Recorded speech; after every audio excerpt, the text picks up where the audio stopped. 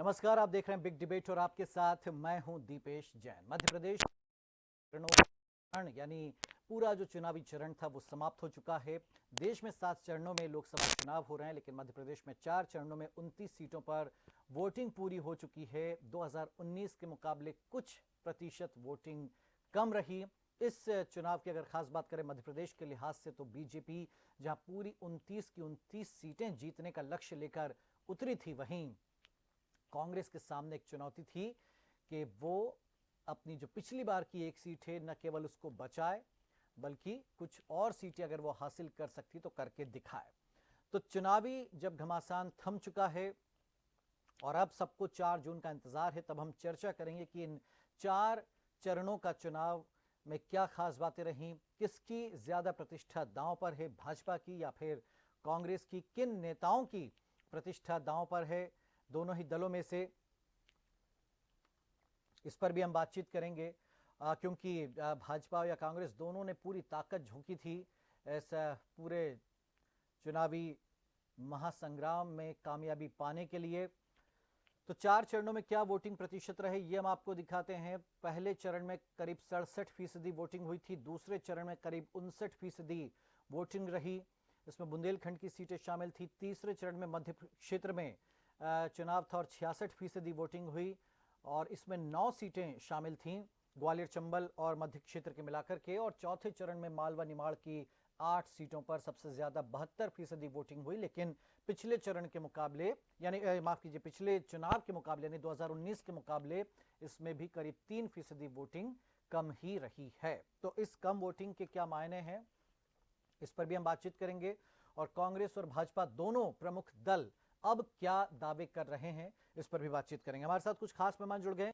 परिचय उनका हम करवाते हैं। भाजपा की ओर से वरिष्ठ नेता चेतन जी हमारे साथ में। चेतन जी, आपका बहुत स्वागत है।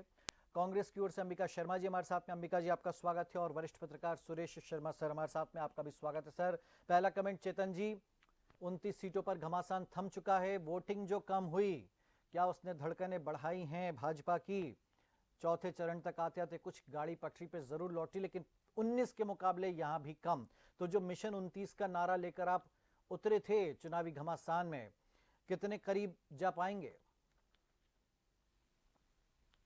और देश में 370 आज भी भारतीय जनता पार्टी उस मिशन में लगी हुई है और उस मिशन को ही पूरा करने के लिए भारतीय जनता पार्टी का कार्यकर्ता, भारतीय जनता पार्टी का परिवार और भारतीय जनता पार्टी के शुभचिंतक दिन रात काम कर रहे हैं। निश्चित रूप से मतदान का प्रतिशत इस मध्य प्रदेश में घटा है। देश के अनेक हिस्सों में भी मतदान का प्रतिशत घटा है, लेकिन जहाँ तक मध्य प्रदेश की बात है तो मध्य प्रदेश में भारतीय जनता पार्टी का जो मिशन है 29, मुझको नहीं लगता है कि कहीं भी इस मिशन को लेकर के कहीं कोई ब्रेक लगने वाला है। पूरी ताकत के साथ भारतीय जनता पार्टी ने चुनाव लड़ा है और सबसे अच्छी बात यह है कि मध्य प्रदेश की जनता ने जो जनादेश दिया है, मध्य प्रदेश की जनता तो प्रतीक्षा कर रही थी कब हमको माननीय मोदी जी के लिए वोटिंग करने का अवसर मिले। कोई प्रत्याशी नहीं, कोई कुछ नहीं, लोगों ने केवल कमल के फूल को देखा है और सीधे ये माना है कि ये वोट हमने माननीय प्रधानमंत्री मोदी जी को दिया है। इस आशय के साथ जिस प्रदेश की जनता मतदान का इंतजार कर रही हो, तो उसका रिजल्ट स्वतः ही समझ में आ जाता है कि आने वाले समय में क्या होगा। निश्चित रूप से 29 के 29 सीटों पर कमल का फूल खिलेगा और मध्य प्रदेश पूरे भर करके माननीय मोदी जी को भरपूर दहेज के साथ लोकसभा में उपस्थित मिलेगा। अंबिका जी, आपका क्या कमेंट, क्या दावे 29 सीटों पर जब पूरा मतदान पूरा हो चुका है और प्रतिशत में जो वोटिंग परसेंटेज आया है, 2 चरणों के बाद फिर 2 चरणों में थोड़ी बढ़त हुई है, क्या है कांग्रेस के दावे, कितनी सीटों की उम्मीद आप कर रहे हैं? देखिए, इनके दावों की हवा निकलने वाली है। जनता इनकी सच्चाई को जान चुकी है और इन्होंने शुरू से जनता को मुगालते में रखा है। इन्होंने सबसे पहले जब 2014 में सत्ता में आए थे, तब से लेकर 24 तक 10 साल तक ये केवल जुमलेबाजी करते रहे और ये भावनात्मक मुद्दे उठाते रहे, जज्बाती मुद्दे उठाते रहे। बुनियादी मुद्दों से इनकी दूरी बनी रही। इन्होंने कभी भी रोजगार की बात नहीं की, कभी भी महंगाई की बात नहीं की, कानून व्यवस्था की बात नहीं की। जनता की तरह निराश और हताश हो चुकी है। इनका 29 सीटों का जो दावा है उसकी हवा निकलने वाली है और कम से कम कांग्रेस मध्य प्रदेश में 12 से 14 सीटें जीतने वाली है। अच्छा, मैं ये दावे के साथ कहता हूँ 4 जून तक का इंतजार करें आप।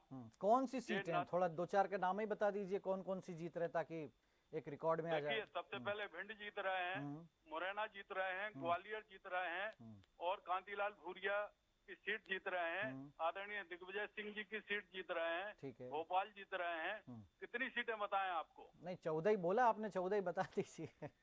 हाँ, तो क्योंकि मैं ये बता तो रहा हूँ, 29 की 12 बात 14 कर रहे हैं। सीटें जीत रहे हैं। पिछली बार अच्छा ये बताइए कि ईमानदारी से बात, आपने ठीक है खैर साफगोई से कहा कि हम 14 ही जीत रहे हैं, 15 क्यों हार रहे हैं, ये बताइए।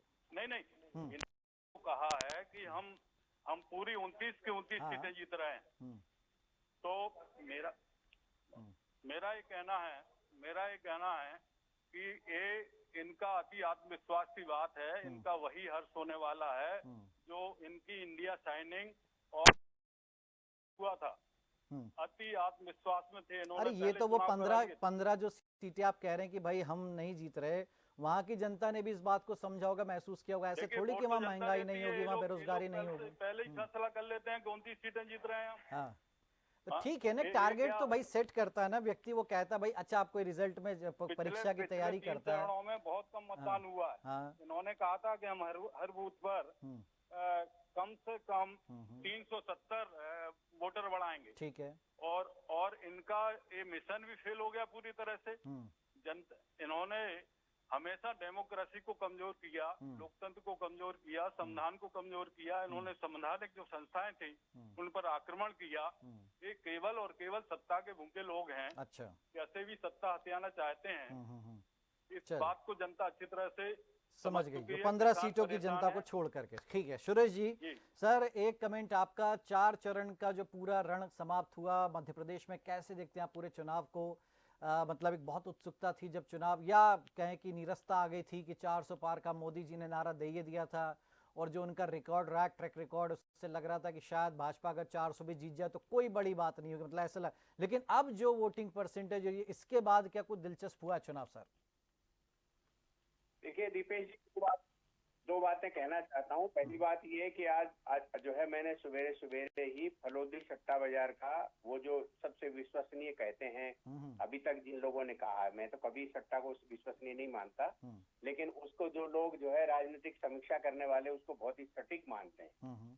उसका कहना ये था कि अकेली भाजपा को 332 सीटों से लगा करके 335 सीटें मिल रही हैं, और उसका रेट जो है उन्होंने 20 पैसे बताया। पहले वो 75 पैसे था, वो घट करके 20 पैसे हो गया। अच्छा। और 400 पार का जो उन्होंने सट्टा था वो पहले था 7 रुपए, वो घट करके आ गया 3 रुपए। यानी कि 3 रुपए भाव आना बहुत उपलब्धि वाला तो मैं नहीं मानता, लेकिन 1 रुपया के भीतर जाने पर वो जो है उसकी परिस्थिति बदल जाती है। ये सट्टा बाजार की जब हम कवर करते थे या लिखते थे तो ये समझ में आता था, लोग ऐसा बताते थे।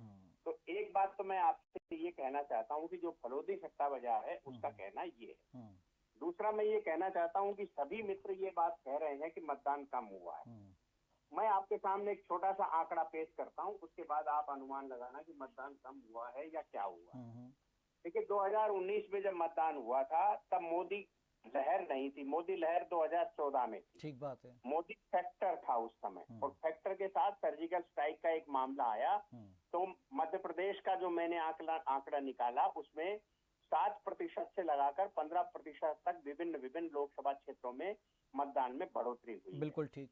और ये जो मतदान हुआ है, ये मतदान सामान्य परिस्थितियों में है। इस समय ना तो मोदी लहर है और ना ही कोई सर्जिकल स्ट्राइक या कोई बहुत बड़ा है राम मंदिर के विषय को छोड़ करके। राम मंदिर का एक मामला ऐसा है जो साइलेंट है, जिसको पॉलिटिकली कम और इमोशनल ज्यादा है, भावनात्मक ज्यादा है, आस्था का ज्यादा है। ठीक बात। तो जिनको राम मंदिर के साथ जुड़ करके वोट करना है वे सब लोग वोट कर रहे हैं, वो साफ दिखाई दे रहा है। हम लोगों ने टीवी चैनल्स के माध्यम से, अपने कवरेज के माध्यम से जब लोगों से वोट डालने से पहले और बाद में पूछा तो अधिकांश लोगों ने, जैसे मान लो मैं ये कहूँ कि हमने 50 लोगों से पूछा, उसमें से 45 लोगों ने ये कहा कि हम मोदी को वोट दे करके आए हैं, 3 लोगों ने ये कहा कि हम कांग्रेस को वोट दे करके आए हैं, और 2 लोगों ने नहीं बताया। जैसी स्थिति हम लोगों ने आकलन निकाला है। तो अब लोग माने न माने एक विषय है, लेकिन जो आकलन आया वो मैं बता रहा हूँ। अब मैं ये कह रहा हूँ कि सबसे ज्यादा यदि कहीं निकृष्ट स्थिति थी, यानी खराब पॉलिटिकल स्थिति कहीं थी, तो वो इंदौर था, क्योंकि वहां भाजपा के नेताओं ने एक अति उत्साह में आकर के कांग्रेस के कैंडिडेट का विड्रॉ करा दिया। उस विड्रॉ के बाद मतदान की वहां स्थिति बन गई, सारे दिन भर गड़बड़ रही। हम लोगों ने खूब कवरेज के डिबेट्स में ये बोला, जब 38% था तब भी, 48% हुआ तब भी हमने ये बोला कि इसके कारण ये मतदान गिर रहा है। 48.4% था, लेकिन रात में जब मतदान हुआ तो 61.75% का मतदान हुआ है। अभी जब क्लोजिंग आया है, आज का जो फाइनल आएगा वो अलग बात है, क्योंकि प्रत्येक पोलिंग बूथ का आंकड़ा आने में 2-3 दिन का समय लग जाता है, इसलिए एक्चुअल आंकड़ा नहीं आएगा। लेकिन मैं आपके सामने एक बड़े तथ्य की बात जो कहना चाहता हूँ, वो ये कहना चाहता हूँ कि 2014 में 13,16,817 वोट पड़े थे इंदौर में, और 2019 में 29,108 वोट पड़े। लेकिन जब मतदान काफी कम बताया इंदौर का, तो 15,60,000 वोट पड़े इंदौर में, यानी कि 2024 में 2019 के 79 यानी 70,000 वोट मात्र कम पड़े हैं। बिल्कुल ठीक। इसलिए जब हम ये कहते हैं कि मतदान का प्रतिशत कम ज्यादा हुआ है, तब हम इस आकलन को करना चूक जाते हैं कि पिछले जो 2019 के अंदर मतदाता कितने थे और 2024 में मतदाता की संख्या बढ़ करके ज्यादा हो गई। इसलिए यदि प्रतिशत का आंकड़ा निकालेंगे तो वोट संख्या से उसका तालमेल नहीं बैठता। यानी कि मैं फिर कह रहा हूँ कि 2019 में जो वोट पड़े थे और 2024 में जो इंदौर में वोट पड़े, उसमें मात्र 70,000। बिल्कुल, बहुत अच्छा आकलन सर आपने किया। जी जी। यदि इसी प्रकार के अन्य क्षेत्रों का भी हम देखते हैं, प्रतिशत तो हमको दिखेगा, लेकिन वोट संख्या में कोई कमी नहीं आई है, एक बात। दूसरी बात यह है कि इसमें कोई शक संदेह नहीं है कि मुरैना डिस्टर्ब रहा, लेकिन मैनेज हुआ। कितना मैनेज हुआ ये चुनाव परिणाम बताएंगे। ये भी कोई शक की बात नहीं है कि राजगढ़ में दिग्विजय सिंह जी ने पूरी ताकत और पूरा अनुभव लगा दिया, लेकिन वो जो हिंदू विरोधी छवि है उनकी, वो कहीं भी उनसे पीछा नहीं छोड़ा पाए। वो उन्होंने खूब मंदिरों में जाने का प्रयास किया। कांतिलाल भूरिया निश्चित रूप से बहुत सशक्त कैंडिडेट है। चुनाव परिणाम क्या आएगा अभी हम नहीं कह सकते, लेकिन छिंदवाड़ा के अंदर जरूर मेरा ये मानना है, मैं ये प्रिडिक्शंस बता रहा हूँ, आप उसको नोट कर लीजिए कागज के ऊपर, और वो ये है कि छिंदवाड़ा पिछली बार के कम से कम जो है, यदि कांग्रेस जीतती है तो पिछली बार के जो डिफरेंस था 35-37 हजार का, उससे कम होगा। यदि वहां से भाजपा जीतती है तो 1,30,000 सवा लाख के आसपास का अंतर आएगा। ये आप देख लीजिए, मैं आज बता रहा हूँ। तो इसलिए मध्य प्रदेश के बारे में अन्य राज्यों की तुलना में समीकरण अलग है। देखिए, मध्य प्रदेश में एक और बड़ी बात हुई थी, वहाँ मुख्यमंत्री का जो चेंज हुआ है उससे भाजपा को डैमेज हुआ है, ये बहुत स्पष्ट हो गया। और उसका कारण सबसे बड़ा ये रहा कि मोहन यादव जी को पीक पकड़ने में कम से कम एक चुनाव का टाइम लग गया। पहला चुनाव में वो ये नहीं पाए कि मतदाता को रिझाने के लिए किस प्रकार की स्पीच देना पड़ेगी, लेकिन 3 चरण में यादव जी ने उस कमी को पूरा किया और उन्होंने जबरदस्त तरीके से जो है वो किया। रोड शो में भीड़ उतनी आई क्योंकि कार्यकर्ता जुटाते थे, लेकिन जो शिवराज जी का मामला था, शिवराज जी ने पहले अपने क्षेत्र में समय दिया, उसके बाद उन्होंने मध्य प्रदेश में समय दिया। शिवराज जी की लोकप्रियता मोहन यादव की लोकप्रियता से थोड़ी सी ज्यादा है। मोहन यादव जी ने बड़ा पिकअप किया है, लेकिन कांग्रेस की तरफ से दिक्कत की 2 बातें आई। पहली बात ये कि दोनों युवा नेता हैं, दोनों ही बहुत सशक्त और दमदार नेता हैं, लेकिन इसके बाद उनका जन कनेक्टिविटी नहीं थी अपने क्षेत्र से बाहर की। ये कांग्रेस के लिए बड़ी नुकसानदायक बात हुई। एक बड़ा मोटा संदेश जाता है जब प्रदेश अध्यक्ष के क्षेत्र का कोई प्रत्याशी बिक जाए, दबाव में आ जाए या कुछ भी आ जाए, आप उसको संरक्षण नहीं दे पाए जीतू पटवारी साहब, क्योंकि उनके क्षेत्र का व्यक्ति गया। ये कांग्रेस की कमजोरी नहीं है, ये प्रदेश अध्यक्ष की व्यक्तिगत कमजोरी है कि उनके क्षेत्र का कोई व्यक्ति चला गया। इसलिए इसे कांग्रेस के साथ नहीं जोड़ के देखना चाहिए, इसे केवल एक चीज से जोड़ करके देखना चाहिए कि भी प्रदेश अध्यक्ष जी अपने क्षेत्र में, मैं ये बिल्कुल नहीं कहूंगा कि टिकट उनने दिलवाई, दिग्विजय सिंह ने दिलवाई या किसी और ने दिलवाई, ये हमारा विषय नहीं है। हमारा विषय ये है कि प्रदेश अध्यक्ष के लोकसभा क्षेत्र में कैंडिडेट चला गया, ठीक है भाई, कैलाश विजयवर्गीय जी वहाँ ज्यादा बड़े माने जाते हैं, दबंग माने जाते हैं, तो उनने अपना खेला कर दिया होगा, लेकिन आप ऐसा नहीं होने देते तो आपकी साख में 4 चांद लग जाते, इसमें कोई शक संदेह नहीं है। तो मुझे लगता है कि ये बात है, दावे दोनों दल करेंगे, एक 29 के करेगा, एक 14-15 का करेगा, वो तो 4 तारीख को पता चलेगा कि 28 रहती है या 29 होती है। ठीक बात है। तो देखिए बहुत विस्तार से और बहुत बढ़िया विश्लेषण किया, और इसीलिए हम सुरेश सर को डिबेट में रखते हैं कि भाई जो बिल्कुल नीर छीर विवेक और पूरा आंकड़ों के साथ। और देखिए ये पॉइंट जो सर आपने पकड़ा बिल्कुल मेरे भी दिमाग, क्योंकि मतदाताओं की संख्या बढ़ती है और आप समझिए कि कहीं पर 18 लाख होते हैं, अगले चुनाव आते हैं तो 22-23 लाख तक पहुंच जाते हैं। अब देखिए जितनी वोटिंग हुई है इतने तो पिछले चुनाव में भाजपा और कांग्रेस के प्रत्याशियों को मिल गए थे। 10 लाख शंकर लालवानी, 5 लाख संघवी को मिले थे और 5 लाख से वो हारे थे और कुछ भी और। तो लेकिन ये अच्छी बात कि जो मतदाता बढ़े उसके मान से तो फिर कोई बहुत ज्यादा अंतर नहीं है। लेकिन फिर भी चेतन जी, ये 29 का जो आपने नारा दिया, ये क्या मजबूरी थी कि भाई 28 तो जीते ही गए हैं इसलिए अब 29 तो करना ही पड़ेगी, ठीक है, लेकिन ये कहीं वैसा ना हो 2018 में आपने दिया था आपकी बार 200 पार, फिर क्या हुआ था। और जो कह रहे हैं सुरेश सर भी कि भाई कुछ सीटों पे फाइट है, और अंबिका जी ने तो कह दिया कि भाई 14 तो हम जीत रहे हैं। हाँ, और कई सीटों पे ऐसा लग भी रहा है कि भाई बहुत ज़्यादा जो है स्थितियाँ विधानसभा के हिसाब से देखें तो कांग्रेस वहाँ पे लीड में थी। तो इसीलिए कि क्या मजबूरी में ही दिया गया नारा था, केवल माहौल बनाने के लिए, हवा बनाने के लिए कि भाई आपकी बार 400 पार हवा बना दीजिए, माहौल बना दीजिए, क्या ये ऐसा है, या फिर वाकई धरातल पर जो 29 हैं वो जीत कर और नहीं जीत पाए, इन केस 28 पे रह गए, 27 पे आ गए, तो ये क्या बहुत ज्यादा किरकिरी वाली बात नहीं होगी चेतन जी? देखिए दिपेश जी, हम जब कोई भी काम की शुरुआत करते हैं तो कुछ तो हमको लक्ष्य टारगेट करना पड़ेगा ना।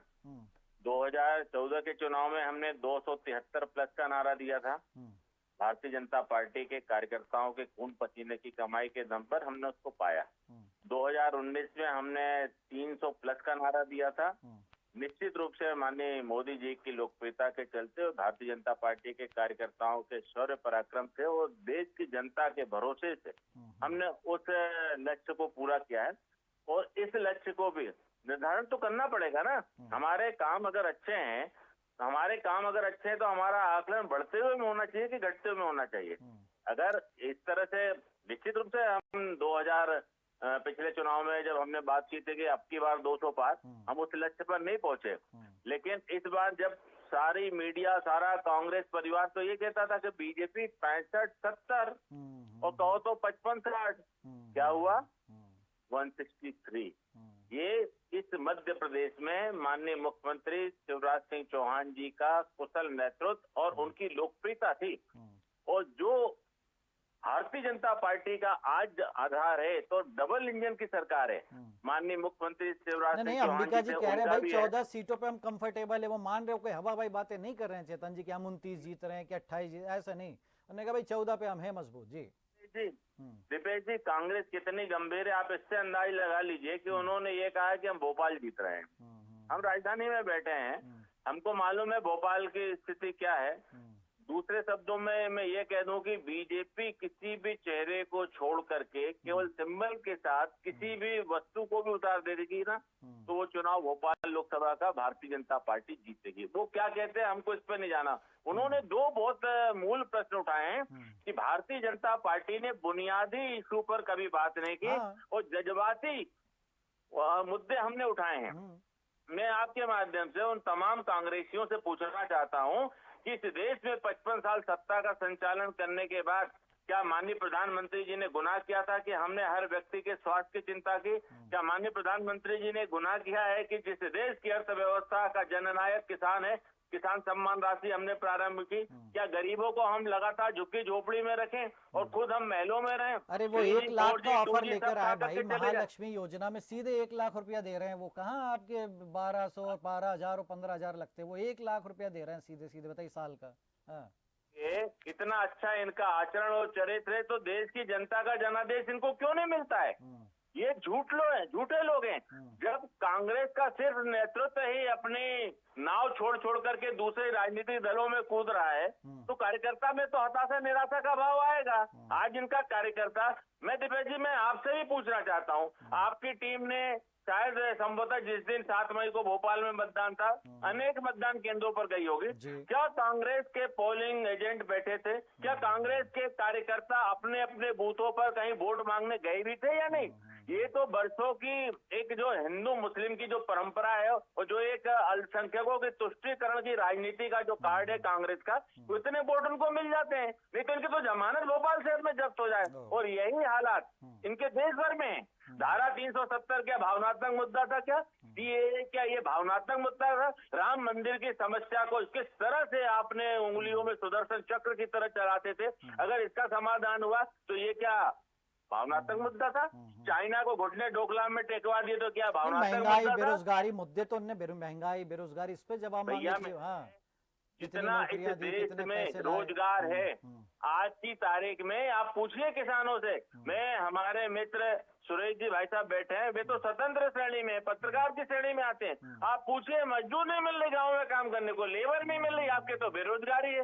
बेरोजगारी कहाँ पर है बताइए ना आप? हर आदमी अपने स्तर पर काम कर रहा है। किसी भी आदमी के पास जिसके हाथ में स्किल है, मैं ये आपको जवाबदारी के साथ कहना चाहता हूँ। 30 लाख नौकरियां कह रहे हैं, वो ऐड उनका आ रहा है भाई साहब की जून में तो 30 लाख नौकरियों को बांट देंगे सर्टिफिकेट। खैर अंबिका जी, इतना सब कुछ करने के बाद भी इतना बढ़िया आपका घोषणा पत्र, ऐसा लग रहा है कि फ्री ऑफर, एक के ऊपर 4, 4 के ऊपर 8 चीजें फ्री, इतना सब करने के बाद भी आप देखिए स्थितियां कि अगर भाजपा अपनी बातों पे दिखा देती है उतर के खड़ा कि भाई देखिए हम इतनी सीटें जीते, फिर क्या होगा? मतलब कांग्रेस को क्या नए सिरे से नहीं सोचना पड़ेगा कि भाई ऑफर से, अच्छा देखिए 19 के चुनाव में भी आपने कह दिया था कि हम 72,000 रुपए हर परिवार को देंगे, वो दाम आपका नहीं चला था। फिर ये जो महिलाओं वाला गिला कि 1 लाख रुपया देंगे हर महिला को, क्या इन्हीं स्कीम्स के सहारे आप उम्मीद कर रहे हैं कि भाई हम चुनाव जीत जाएंगे? अंबिका जी,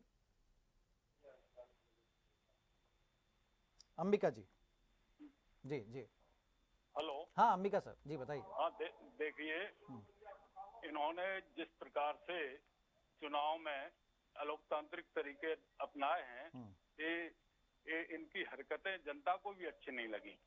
सत्ता का इतना मद नहीं होना चाहिए, सत्ता का इतना भयंकरतम दुरुपयोग नहीं होना क्या चाहिए। किया बताइए, थोड़ा उदाहरण देके बताइए क्या करा? जिस प्रकार से इन्होंने इंदौर में हमारे प्रत्याशी का फार्म खिंचवाया, अगर उस प्रत्याशी के पीछे रमेश मेहदौला जी और कैलाश विजयवर्गीय जी नहीं चल रहे होते तो कांग्रेस को कोई शिकायत थी नहीं, जनता को कोई शिकायत नहीं। ठीक है, वो सहज रूप से अगर अपना फार्म विड्रॉ करने के लिए आता तो हम सब स्वीकार था। हाँ ये हम मानते, गलती रमेश जी ने की, काहे जाना था साथ में भाई, वो कराते अपना उनको वापस। हाँ। आप तो इस प्रकार से उसको पकड़ के ले तो जा आपको रहे हो चिंता हो रही रमेश जी की छवि की कि ये क्यों फोटो में आ गए आप किरकिरी भाजपा की ओर की, देखिए साहब ऐसा। देखिए दूसरी बात यह है कि ये विधानसभा चुनाव जैसे ही जीते, इन्होंने कहा था कि जो हम लाडली बहन योजना है इनका 1250 रुपए से लेकर 3,000 रुपए हम कर देंगे। ये 3,000 रुपए क्या 6 माह हो गए हैं, किसान कितना परेशान है, आत्महत्या कर रहा है, खाद के दाम बढ़े हुए हैं, डीजल के दाम बढ़े हुए हैं, बीज के दाम बढ़े हुए हैं, नौजवान कितना परेशान है। इनको वोट क्यों मिलना चाहिए? केवल इसी बात पर कि जज्बाती मुद्दे उठा देते हैं, कभी कोई धार्मिक मुद्दा उठा देते हैं, कभी कोई धार्मिक मुद्दा। इस माने आपकी परिकल्पना है कि आप विकसित भारत बनाने जा रहे हैं और केवल आप जज्बाती मुद्दे उठाते हैं। आपके पास जो यूथ पावर है, पूरे विश्व में सबसे ज्यादा यूथ पावर आपके पास है, आपके पास उसका कोई उपयोग नहीं है राष्ट्रीय विकास में, आपके पास कोई विजन नहीं है, नौजवान पढ़ा लिखा परेशान है। तो कम से कम आप इतने भी माने इतने ठीक है, ये सब तो मुद्दे हो गए सर। स्ट्रेटेजी के मामले में लगता है आपको कि कमी रह गई, हमारे नेता छोड़ छोड़ के जाते रहे, हम किसी को रोक नहीं पाए, प्रदेश अध्यक्ष की नाक के नीचे से प्रत्याशी चला जाता, किसी को कानो कान भनक लगती। भाई स्ट्रेटेजी नाम की भी तो चीज होती है ना, रणनीति भी तो होती है ना। जनता के भरोसे या भाजपा बहुत ईमानदारी से खेले साहब, ऐसा तो नहीं हो सकता ना कि भाजपा कुछ ना करे चुप बैठे और आप जो करना चाहो वो करे, आप कुछ करो ही मत, दोनों कुछ ना करे, तो ऐसे कैसे राजनीति चलेगी? अंबिका जी, लोग रहेंगे जो सत्ता संघर्ष करने के लिए तैयार हैं, जो माने लड़ने के लिए तैयार हैं, जो इनके जो अवैधानिक तरीके हैं, सत्ता का जो दुरुपयोग है उससे लोहा लेने के लिए तैयार हैं। ये संवैधानिक संस्थाओं को बचाने के लिए जो लोग संघर्ष करने को तैयार मानेंगे अब तुष्टीकरण का जो दांव चला भाजपा ने, तुष्टीकरण के आरोप लगाए आप लोगों पे, ये बड़ा भारी लगता है और इससे बचना चाहिए, निकलना चाहिए इससे। ये भी तो हिंदुओं को बरगलाते हैं मंदिर मस्जिद के नाम पर, तो वो तुष्टीकरण है। यही धार्मिक प्रवृत्ति के लोग हैं। कांग्रेस में कोई नहीं है ऐसा जो राम को मानता हो और भगवान शंकर को मानता हो, कृष्ण को मानता हो या माई को मानता हो। बहुत सारे लोग हैं। हाँ। इन्होंने ही ठेका ले रखा कि हम ही बिल्कुल धार्मिक आस्था से भरपूर है, बाकी सब महापापी हैं। ये भी कोई बात है? ये धर्म के ठेकेदार बने हुए हैं। हम सब लोग, पूरा देश देख रहा है कि यही है धर्म के ठेकेदार। इसके पहले जब ये सत्ता में नहीं थे तब तो कोई धर्म को मानते ही नहीं था, यही मानते थे। इन्होंने ही धर्म का पाठ पढ़ाया, इन्होंने नहीं, लेकिन जब तुष्टीकरण की बात आ जाती कि भाई मुसलमानों के लिए ये करेंगे, ये उनकी पार्टी, ये ऐसा, ये वैसा। तुष्टीकरण की बात नहीं, मुसलमानों की एजुकेशन की बात हमारी कांग्रेस करती है। देश का प्रत्येक नागरिक पढ़ा लिखा होना चाहिए, देश का प्रत्येक नागरिक। तो ये तो मोदी जी भी कहते हैं, मैं चाहता हूँ मुसलमानों के हाथ में एक हाथ में कुरान हो, एक हाथ में कंप्यूटर, तो मोदी जी भी बोलते हैं। नहीं तो जब कहते हैं तो फिर इतनी ज्यादा एलर्जी क्यों है इन्हें? नहीं, कहाँ एलर्जी? वो तो आरक्षण की बात उठी कि भाई धर्म के आधार पर आरक्षण नहीं होना चाहिए देश में। देखिए, आप क्या मानते हो, होना चाहिए? आप इधर तो कहते हैं कि हम विश्व में सीना तान कर कह रहे हैं कि हम एटॉमिक एनर्जी के मामले में बहुत आगे हैं, टेक्नोलॉजी के मामले में बहुत आगे हैं, हम रूस और अमेरिका की बराबरी कर रहे हैं। दूसरी तरफ आप जज्बाती मुद्दे उठा रहे हैं। माने आप कहाँ? नहीं, जज्बाती क्या भाई, ये तो बहुत बड़ा मुद्दा है कि अगर धर्म के आधार पे आरक्षण होगा तो ये तो गलत है ना भाई। किस आधार पे आरक्षण दिया जाना था? पर आरक्षण की कोई बात ही नहीं की ना। हमारे मैनिफेस्टो में धर्म के आधार पर हमारे मैनिफेस्टो में है क्या? नहीं, दिया गया ना, कर्नाटक का उन्होंने एग्जाम्पल रखा। बात कुल मिला के खैर ये है कहने की कि इस छवि से नहीं लगता कि यही छवि नुकसानदायक होती है और इसको बदलना पड़ेगा। जो भी नतीजा है, खैर 4 जून को हम फिर चर्चा करेंगे। एक लास्ट कमेंट हम सुरेश सर का ले लें।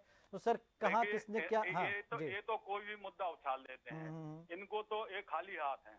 ये इनके सारे जो भी वादे थे, सब वादों की हवा निकल गई। सारे वादे झूठे साबित हुए हैं। तो अब उन्हें पता है कि यह देश इससे काम निकलेगा हिंदू मुसलमान करने से। ठीक है, चलिए सुरेश सर का लास्ट कमेंट हम ले लें। सर, दोनों की बातें आपने सुनी, तो एक तो एमपी पर जो भी नतीजे आते क्या असर होगा, और दूसरा जो कांग्रेस ने जिस तरीके से प्रचार किया या मुद्दे उठाए, क्या वो उसके लिए फायदेमंद होंगे, नुकसानदायक, और भाजपा की स्ट्रेटेजी को कैसे देखते हैं आप? दीपेश जी, 3 बातें मैं अपनी तरफ से कहना चाहता हूँ। पहला ये कि हमको ये विचार करना पड़ेगा कि भारत में मुद्रा स्फीति की दर जो है वो 5.34% ग्रामीण अंचल में और 4.78% शहरी क्षेत्र में। यदि हम वेतन वृद्धि 2020 से 2023 के बीच में देखें तो भारत में वेतन वृद्धि 10% हुई है। बिल्कुल। मुद्रास्फीति की दर जो है वो 5.34% है और वेतन वृद्धि जो है वो 10% है। एक सबसे महत्वपूर्ण बात ये है। दूसरी बात ये है कि धर्म के आधार पर आरक्षण, आपने बहुत अच्छे सवाल पूछ लिए, उस पर मेरी टिप्पणी उचित नहीं है। मैं केवल ये कहना चाहता हूँ कि एक समय हिंदुस्तान की पॉलिटिक्स में शाही मस्जिद से इमाम साहब का एक फतवा जारी होता था और सरकार बनाने के लिए तिजोरी की चाबी वहां से लेके आ जाते थे। अभी हमारे शंकराचार्य महाराज जो हैं वो बिल्कुल भी तिजोरी की चाबी नहीं दे रहे हैं और ना कोई फतवे जारी हो रहे हैं, ना कोई निर्देश जारी हो रहे हैं। हाँ, इतना जरूर है कि संतों के दिमाग में ये बात आ गई कि जिस तरीके से भारत आजाद हुआ उसके बाद पॉलिटिक्स जिस ढंग से चली, उसका राजनीतिक तोड़ यही है कि हिंदू समाज को समग्र किया जाए और वोट डाला जाए। इसको दूसरी भाषा में ये कह सकते हैं कि अल्पसंख्यकवाद की राजनीति से बहुसंख्यकवाद की राजनीति की तरफ जो है देश परिवर्तित हुआ है। कितना अच्छा है, कितना बुरा है, इसकी व्याख्या उन लोगों को करना चाहिए जो पहले वोट ले रहे थे और आज वोट ले रहे हैं। इन दोनों दलों को, बड़े दलों को, कांग्रेस भाजपा को, इस पर विचार करना चाहिए। ये बात। अगली बात, मैं बहुत ईमानदारी से एक बात कहता हूँ कि जो रोजगार के अवसर जनरेट करने की बात है उसके लिए योजनाएं पहले की सरकारों ने भी बहुत बनाई, वर्तमान सरकार भी बना रही है। लेकिन सबसे बड़ी बात यह है कि जो शिक्षित लड़का हर साल बाहर आ रहा है रोजगार के लिए, उसके प्रतिशत में बढ़ोतरी आई है। वो बढ़ोतरी जो है वो बेरोजगारी को निरंतर दिखा रही है। ठीक बात है। आप यदि आकलन करेंगे तो जो कैंपस सिलेक्शन है वो पिछले सालों की तुलना में निरंतर बढ़ रहा है। लोगों के दिमाग में नौकरी करूंगा, मैं नौकरी के लिए पढ़ रहा हूँ या मेरा बच्चा सरकारी नौकरी में चला जाए, वो मानसिकता धीरे धीरे कम हो रही है। स्टार्टअप और स्वरोजगार की तरफ भी लोग जा रहे हैं। जिस दिन ये प्रवृत्ति बढ़ेगी उस दिन नौकरी का संकट खत्म होगा, क्योंकि नौकरी जनरेट करना और नौकरी के लिए टीम बाहर आ जाना एजुकेशन के बाद, वो संतुलन जो है वो उस पर ध्यान नहीं दिया गया। एक और बात मैं बहुत गंभीर कहता हूँ, दोनों बड़े नेता हैं, बहुत सम्माननीय है, और पूरे इनके दोनों के सम्मान, इनके दलों का सम्मान करते मैं ये कहूंगा कि जो नेताओं के द्वारा जो कॉलेजेस खोले गए हैं उसके अंदर अब यूनिवर्सिटीज बना ली गई हैं, उनके अंदर जो 3-3 साल की इकट्ठी सर्टिफिकेट दे रहे हैं, उसके कारण क्वालिटी जनरेट नहीं हो रही है स्टूडेंट की, जिसके कारण रोजगार देने में, रोजगार देने वाला, क्योंकि मेरे घर में भी यदि मेरे अखबार में भी कोई नौकरी करने आएगा तो मैं उसका काम देखूंगा, उसका एजुकेशन का सर्टिफिकेट नहीं देखूंगा। यदि हमारे दोनों वरिष्ठ नेता जो हैं ये भी अपने यहाँ रोजगार रखेंगे तो उसकी क्वालिटी देखेंगे, उसकी सर्टिफिकेट देखेंगे। तो जो ये क्वालिटी का अभाव नेताओं के संस्थानों से ज्यादा हुआ है, चाहे वो टेक्निकल हो, चाहे इंजीनियरिंग हो, चाहे कोई और हो, आप उसको गौर करिए। अब धीरे धीरे उसका जो ये एनरोलमेंट नंबर है इसका ज्वाइंट एक जगह होने लगा है और ये फर्जीवाड़ा धीरे धीरे बंद हुआ, तो मुझे लगता है आने वाले समय में काफी कुछ सुधार होगा और सभी जो समझदार लोग हैं किसी भी राजनीतिक पार्टी में हैं वे इसको समझेंगे। चलिए सर, बहुत शुक्रिया, आपका वक्त निकाला आपने। अंबिका जी आपका शुक्रिया, चेतन जी आपका शुक्रिया। तो देखिए दावे अभी भी दोनों ओर से, एक कह रहे 29, एक कह रहे 14-15, तो हमारी कहीं नहीं गई। जाहिर सी बात है कि एक से सीधे 15 गुना सीटों की बात करेगी कांग्रेस, लेकिन किसके दावे सही होंगे ये 4 जून को पता चलेगा। तब तक इसी तरह से चुनावी गपशप चलती रहेगी। फिलहाल बिग डिबेट में इतना ही। आप देखते रहिए DNN न्यूज। नमस्कार।